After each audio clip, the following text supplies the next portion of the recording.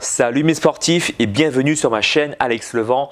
Aujourd'hui, on va voir ensemble une technique d'intensification qui va te permettre de te muscler rapidement. Dans ma précédente vidéo WCPEC avec seulement 4 exercices, vidéo que j'ai faite d'ailleurs avec Blouson Sommet, un excellent youtubeur que je t'invite également à découvrir, on a parlé là-dedans de l'importance de la phase excentrique pour pouvoir hypertrophier tes muscles. Typiquement en musculation, tu as deux phases, la phase concentrique et la phase excentrique. Par exemple, dans un mouvement de développé couché, lorsque tu vas tendre tes coudes, les insertions musculaires vont se rapprocher, donc c'est la phase concentrique. Et lorsque les insertions musculaires vont s'éloigner à l'inverse, lorsque je fléchis mes coudes, ça c'est la phase excentrique. Je vais prendre comme exemple le mouvement du biceps curl pour que ça te parle.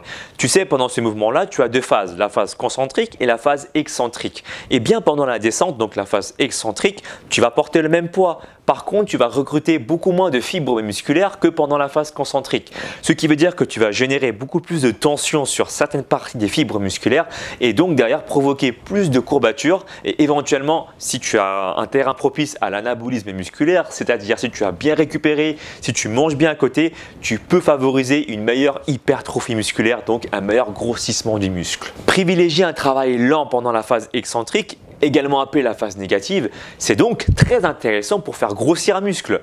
Mais tu vas voir qu'aujourd'hui, ce n'est pas la seule méthode qui soit intéressante à mettre en place pour favoriser l'hypertrophie musculaire et on peut même la rendre, cette phase-là, la phase négative, beaucoup plus rapide pour améliorer tes performances et même l'hypertrophie musculaire. Tu vas voir comment. Toutes les références scientifiques et études scientifiques sur lesquelles je me suis basé aujourd'hui pour faire cette vidéo, je les ai trouvées sur le livre de Frédéric Delavier. Donc merci Frédéric pour ton énorme travail. Lorsque ta phase négative est rapide et dynamique, eh bien tu vas décupler ta puissance pendant la phase concentrique. Un exemple tout simple.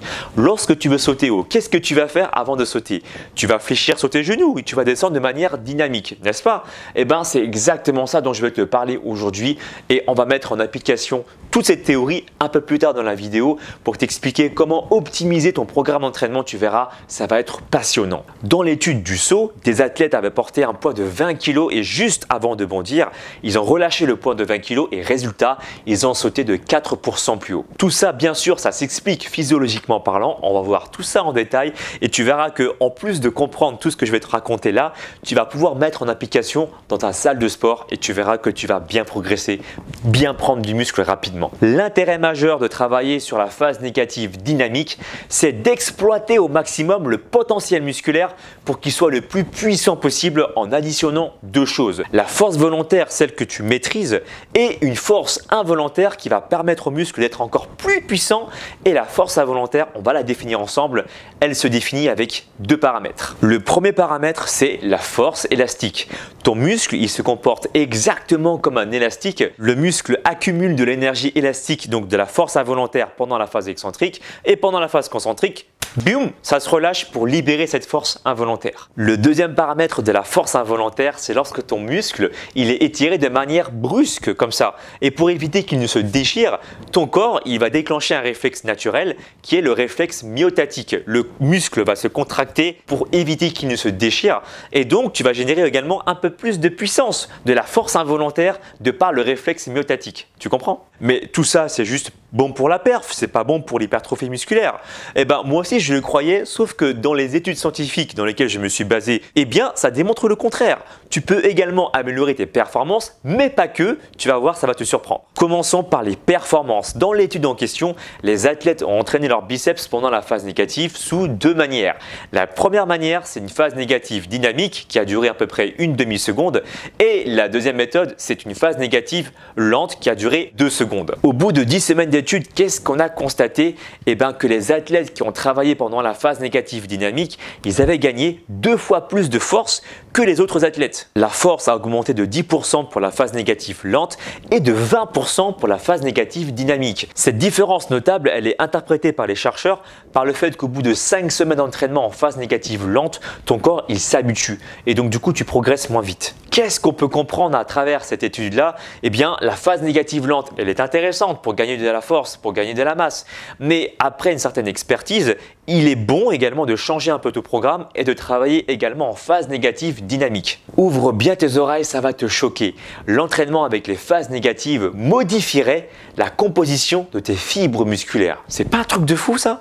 Ça veut dire qu'au bout de 10 semaines d'entraînement, elles pourraient augmenter de 7% le pourcentage des fibres de type 2, donc les fibres blanches, celles qui s'hypertrophient le plus, et diminuer de 13% les fibres rouges, celles qui s'hypertrophient le moins. Donc tu auras une composition beaucoup plus favorable à l'hypertrophie musculaire si tu mets l'accent sur le travail de la phase négative dynamique. Et encore mieux, les phases négatives améliorent la croissance.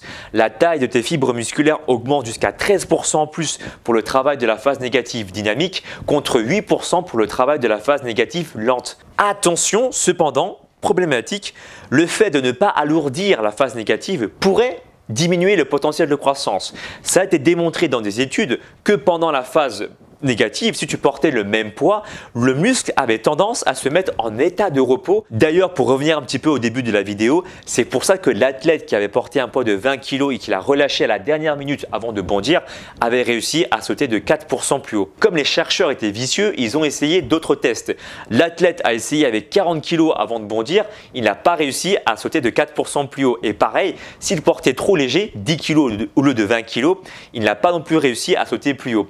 Donc, il faut un poids idéal. Et en termes de développé couché, il s'agit de porter 5% plus lourd pendant la phase négative, d'où l'intérêt d'utiliser les bandes élastiques. Chez les bodybuilders entraînés, leur maximum au développé couché s'accroît immédiatement de 3% supplémentaires lorsque justement la phase négative était alourdie de 5%. En 5 semaines, les athlètes qui ont surchargé leur phase négative de 5% ont amélioré leur performance de 13% supplémentaires par rapport aux athlètes qui ont travaillé avec le même poids, la phase concentrique et la phase excentrique. Ces expériences démontrent donc tout l'intérêt de porter un travail également sur une phase négative dynamique pour améliorer tes performances et ta prise de masse musculaire. En pratique, comment ça se passe? Il existe deux cas de figure. Le premier cas, tu es une grosse pince et tu n'as pas envie de dépenser de l'argent sur des bandes élastiques.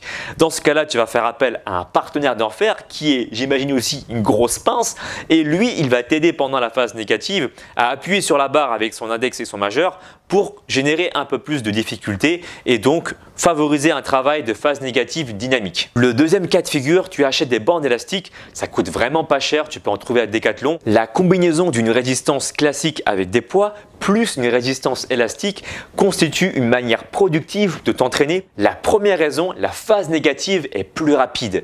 Et comme je te l'ai dit tout à l'heure, lorsque tu étires un élastique, il accumule de l'énergie cinétique qui n'est autre que l'énergie que possède un corps du fait de son mouvement. Cette énergie stockée va se libérer lorsqu'on va relâcher les bandes élastiques. Concrètement, lorsque tu travailles au développé couché avec les deux bandes élastiques, au moment où tu vas descendre la barre, eh bien, cette énergie cinétique va être libérée, ce qui va générer plus de tension. Par exemple, lorsque tu fais des squats avec des bandes élastiques, lorsque 36% de la résistance sont procurées par des bandes, eh bien, la vitesse de la négative augmente également de 36%. Deuxième raison, le recrutement de la force involontaire est bien plus importante. Ce qui signifie qu'à chaque répétition que tu vas faire, les muscles exerceront une plus grande intensité de contraction.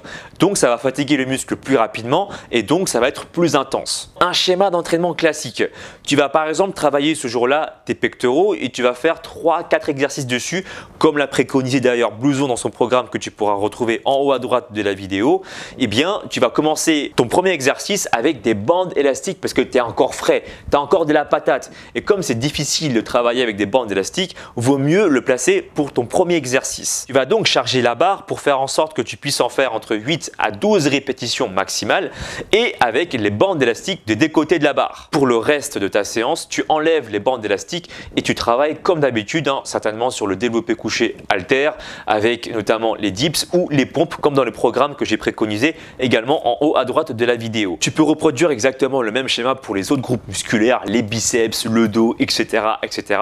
C'est toujours le même principe. Enfin, je finirai par dire, mais je pense que c'est évident, que le travail de la bande élastique nécessite déjà au préalable une bonne proprioception de ton corps, donc une bonne maîtrise de ton corps. Et si tu as un niveau débutant, je te déconseille le travail de la bande élastique. Attends de bien maîtriser tes mouvements de base, de bien ressentir tes muscles travailler et à ce moment-là, après quelques mois de pratique, tu pourras travailler avec les bandes élastiques. Je t'invite à essayer cette méthode soit du coup avec un partenaire ou avec des bandes élastiques cette semaine. Tu me diras dans la barre des commentaires ce que tu en penses. Si tu as d'autres objectifs, je propose également des programmes sportifs et alimentaires. Je t'invite à consulter mon site pro alexlevent.com, tout est marqué dedans pour les modalités. Et n'oublie pas également de me suivre sur les réseaux sociaux si tu m'apprécies, Facebook, Instagram, Snapchat, Twitter. Et moi je te dis à très bientôt. Ciao, ciao.